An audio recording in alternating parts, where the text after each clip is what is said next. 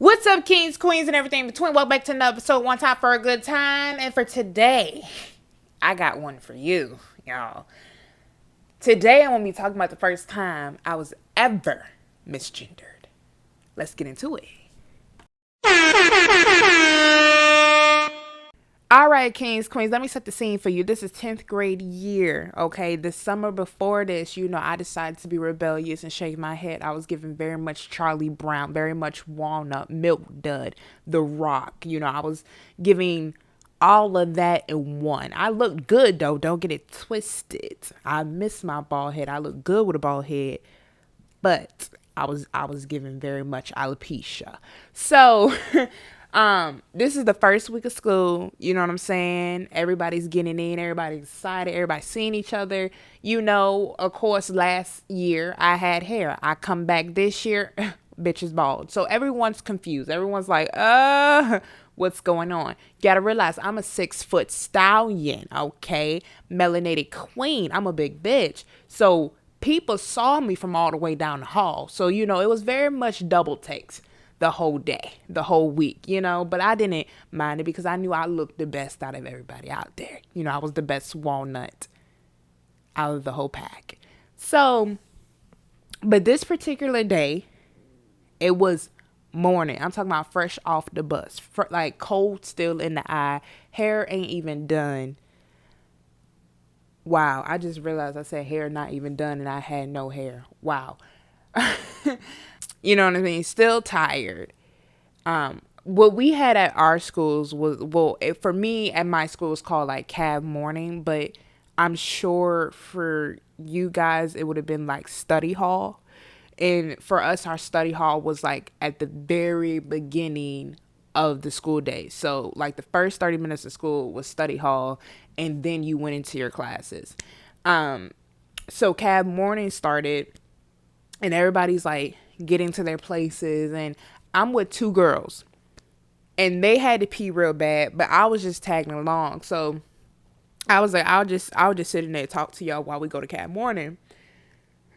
Anyways, they're in the bathroom. I'm in the outside where the sinks are at, looking at the mirror, talking to them through the door.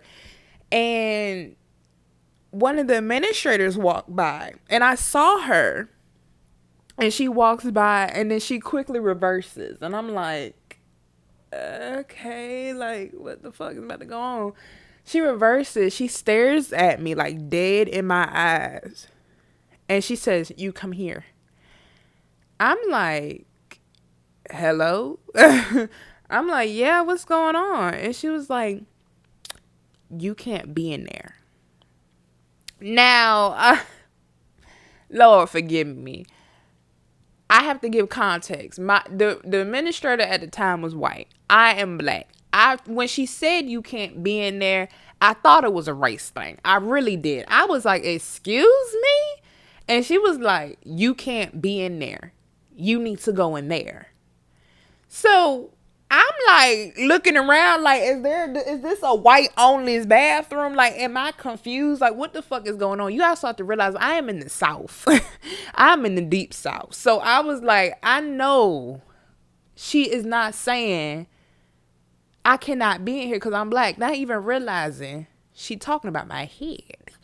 So I'm like, what is you talking about? Like, huh? I'm like, this is the women's bathroom. I am in the women's bathroom. She was like, I know. You need to go over there. And when she said it this time, she pointed to the men's restroom. And I don't know if I was stupid or dumb, but I said, excuse me? She said, you need to go over there. You're not supposed to be in here. And by this time, the two friends that was in the bathroom, they came out because they heard the little commotion going on.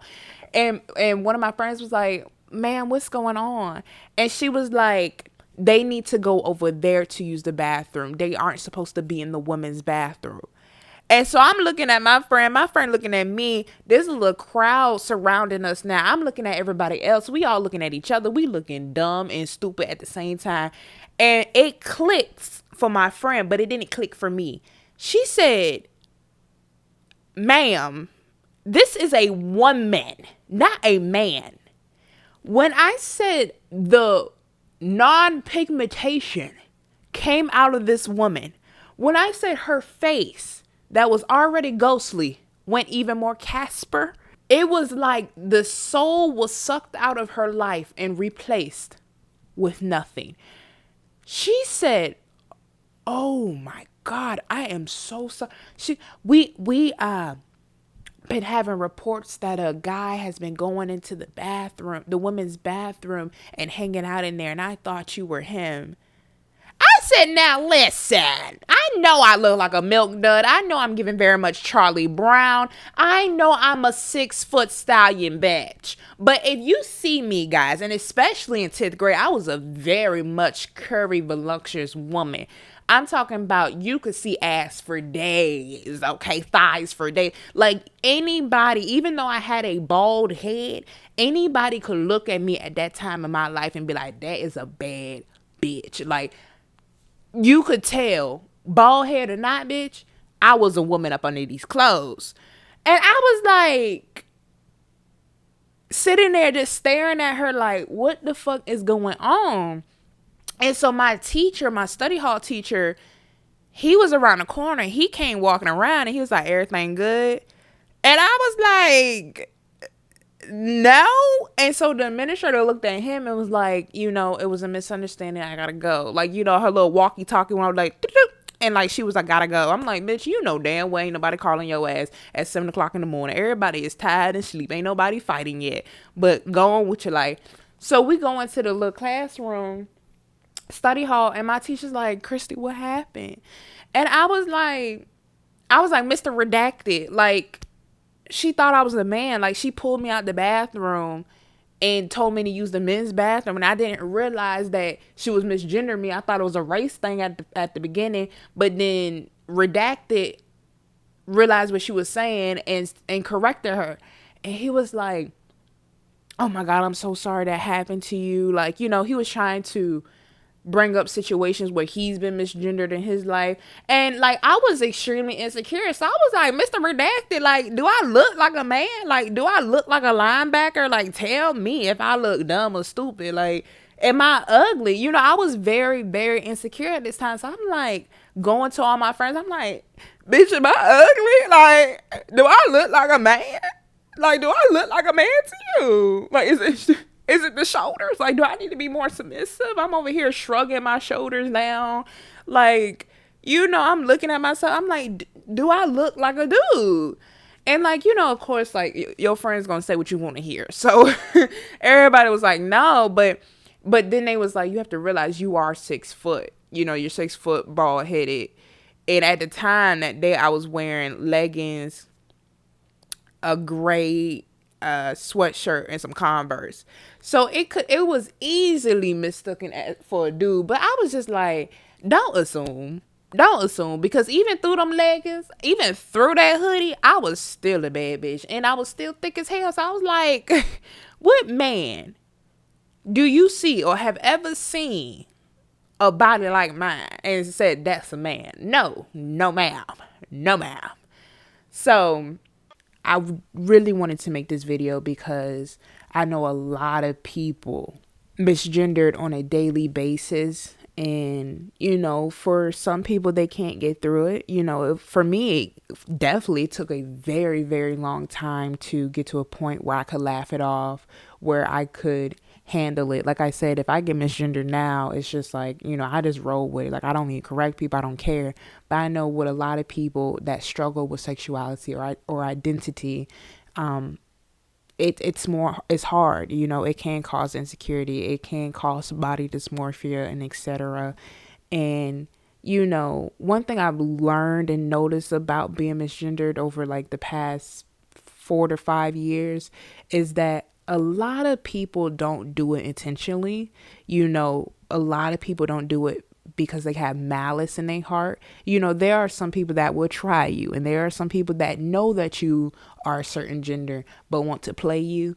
But majority, like 90% of the people that have ever called me sir, it's because they truly, genuinely didn't know. And then especially when COVID hit and we started wearing masks around outside, it did become harder to realize if somebody was female or male. So, just even though it's hard and even though it doesn't feel good to be misgendered, just realize that not everyone's doing it out of malice. Like, not everyone's doing it to hurt you.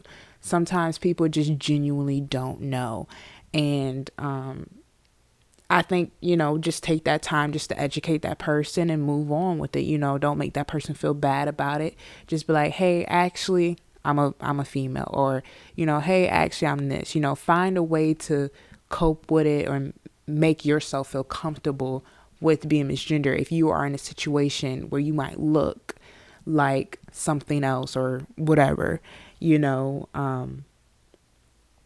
That's all it takes. It's just education and becoming comfortable within yourself. But yeah, that first misgender moment was was hard, but I promise you it really does get better. And it is what it is. I can't do anything about how people see me. All I can do is just be me and live my truth. So, and I know a lot of people out there can relate to having something like this happen in their lives. And I don't think you should feel bad or self-deprecate or hurt yourself because somebody sees you as something that you aren't. Most of the time it is just an honest mistake.